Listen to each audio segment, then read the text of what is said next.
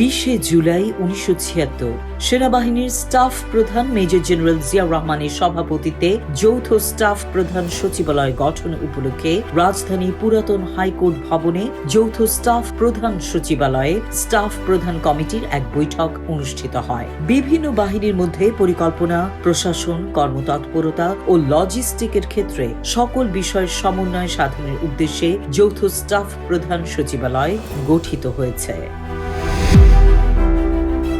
20 জুলাই 1977 4 দিনের রাষ্ট্রীয় সফরে রেঙ্গুনে এসে পৌঁছালে প্রেসিডেন্ট জিয়াউর রহমানকে বিপুল সংবর্ধনা দেয়া হয়। বিমানবন্দরে তাকে স্বাগত জানান দেশটির প্রেসিডেন্ট নে উইন, রাষ্ট্রীয় পরিষদের সেক্রেটারি জেনারেল, প্রধানমন্ত্রী, পররাষ্ট্রমন্ত্রী, রাষ্ট্রীয় পরিষদ ও বর্মী মন্ত্রী পরিষদের সদস্যবৃন্দ।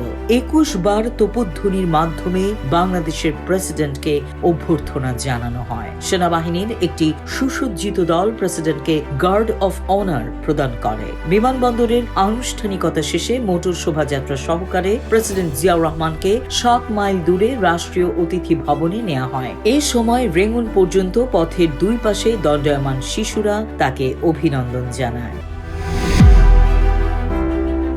20 জুলাই 1977 বার্মার প্রেসিডেন্ট নে উইনের দেয়া নৈশভোজ অনুষ্ঠানে ভাষণ দানকালে প্রেসিডেন্ট জিয়াউর রহমান বলেন, এই অঞ্চলে শান্তি ও শৃঙ্খলার প্রয়োজন এখন সবচেয়ে বেশি। তিনি বলেন, এই অঞ্চলের দেশগুলোর জাতীয় উন্নয়নের স্বার্থেই এটি দরকার। জিয়া বলেন, এসব দেশের উন্নয়ন লক্ষ্যের জন্য জনশক্তি ও বৈষয়িক সম্পদের সদ্ব্যবহার অপরিহার্য, আর এটি সম্ভব হতে পারে শুধুমাত্র শান্তি ও স্থিতিশীল পরিবেশেই।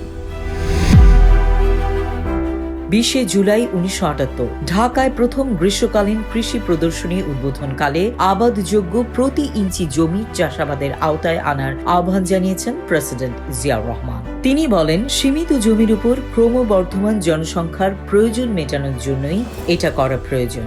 আমাদের মতো কৃষিভিত্তিক দেশে অস্তিত্বের জন্য খাদ্য উৎপাদন বাড়ানোর বিকল্প আর কোনো পথ নেই। প্রেসিডেন্ট বলেন, অধিক ফলনশীল জাতের বীজ ও সার ব্যবহার, সেচ ব্যবস্থা ও নিবিড় চাষাবাদের মাধ্যমে উৎপাদন বাড়াতে হবে, খাদ্য উৎপাদন দ্বিগুণ করতে হবে। এই বিষয়ে একটি সুনিশ্চিত ও সুসমন্বিত পরিকল্পনা প্রণয়নে সংশ্লিষ্টদের প্রতি আহ্বান জানিয়েছেন তিনি।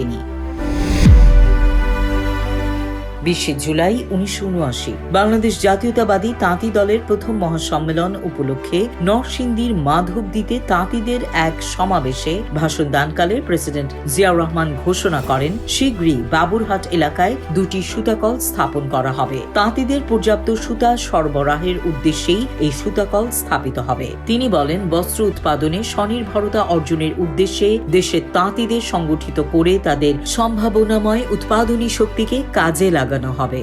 বাংলাদেশের অর্থনীতিতে তাঁতিদের গুরুত্বের কথা উল্লেখ করে প্রেসিডেন্ট বলেন, 1 কোটিরও বেশি তাঁতি বাদ দিয়ে দেশের রাজনীতি ও অর্থনীতি পরিপূর্ণ হতে পারে না। দেশের অর্থনৈতিক কর্মসূচি বাস্তবায়নে তাঁতিদের জন্য থাকতে হবে দিক নির্দেশনা। তিনি বলেন, অতীতে তাঁতিদের প্রতি চরম অবহেলা করা হয়েছে। সংগঠিত করার নামে তাদের প্রতি করা হয়েছে সীমাহীন অবিচার ও অন্যায়। তাঁতি সংগঠনের নামে করা হয়েছে লুটপাট। এই অবহেলা ও অন্যায় অত্যাচার অবসানের জন্যই জাতীয়তাবাদী তাঁতি দল গঠনের মাধ্যমে তাদের সংগঠিত করা হচ্ছে। প্রতি থানা ও গ্রামে এই সংগঠন সম্প্রসারিত করা হবে। 20 জুলাই 1979 বঙ্গভবনে দিনব্যাপী স্বনির্ভর কর্মশিবিরে ভাষণ দানকালে প্রেসিডেন্ট জিয়াউর রহমান বলেন, জীবনের প্রতিটি ক্ষেত্রে স্বনির্ভরতা অর্জনের মাধ্যমেই কেবল সামাজিক ন্যায়বিচার ও স্থিতিশীলতা প্রতিষ্ঠার লক্ষ্য অর্জন করা সম্ভব। তিনি বলেন, স্বনির্ভর আন্দোলনের সাফল্যে পৌঁছার পথ ইতিমধ্যেই রচিত হয়েছে। এখন সময় এসেছে আমাদের প্রত্যেককে সেই লক্ষ্যের দিকে দ্রুত এগিয়ে যাওয়ার। প্রেসিডেন্ট বলেন, স্বনির্ভর আন্দোলনের মৌল কাঠামো ও নীতিমালাও রচিত হয়েছে, অতিক্রান্ত হয়েছে এর পরীক্ষা নিরীক্ষার পর্ব। আমরা এখন এই আন্দোলনে ভবিষ্যৎ সম্পর্কে আস্থাবান।